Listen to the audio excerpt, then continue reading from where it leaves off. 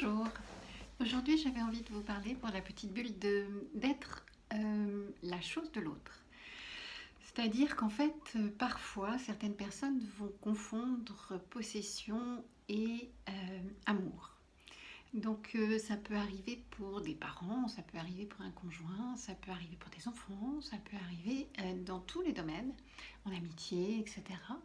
Donc on peut se retrouver soit par exemple pour une amitié enfantine dans une forme de harcèlement quand un enfant va jouer avec d'autres enfants et que l'un ne supporte pas ça.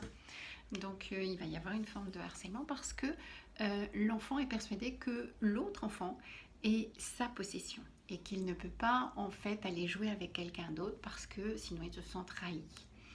Mais on peut trouver ça de manière beaucoup plus large dans toutes sortes de choses. On peut trouver ça chez les parents et les enfants qui vont faire une forme de chantage. Bah, si tu fais ceci, ça veut dire que tu m'aimes plus. Ou si tu n'es pas d'accord avec moi, bah, c'est que tu es contre moi.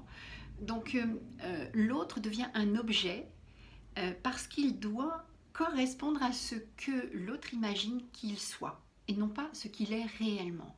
Donc en fait on va, ce qu'on appelle nous dans notre jargon, chosifier la personne et elle devient notre possession, elle devient la personne qui, ou nous on se retrouve de l'autre côté à devenir la possession de quelqu'un. L'autre c'est pas de l'amour, c'est de la possession, il va faire du chantage, il va faire une forme de manipulation pour que vous soyez avec lui. Alors en tant que parent et enfant ça peut devenir un petit peu compliqué parce que l'enfant peut sentir un peu coupable de ne pas penser comme le parent ou de ne pas faire comme le parent voudrait ou de ne pas être d'accord avec le parent.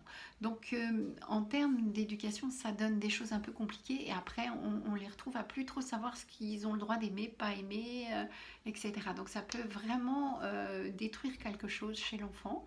Et dans une relation conjugale, on ne va pas se sentir libre parce que l'un va penser que il doit faire ceci, cela pour être aimé. Donc c'est un amour conditionné et non pas inconditionnel. Alors certes, un amour est toujours plus ou moins conditionné, mais parfois il est très conditionné.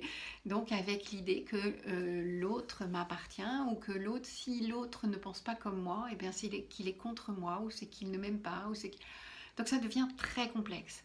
Donc on est vraiment dans une difficulté à la personne à aimer l'autre pour ce qu'il est et sortir de cet imaginaire que la possession est de l'amour. Donc voilà, c'était très rapide. Tout ça, on pourrait en faire un bouquin parce que c'est vraiment très complexe et puis ça va se nicher dans des endroits très très très spécifiques. Mais je voudrais pas non plus élargir, il faut que ça reste léger.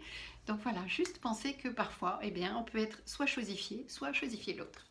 Bye bye. Vous pouvez toujours me retrouver sur YouTube, Instagram et Facebook.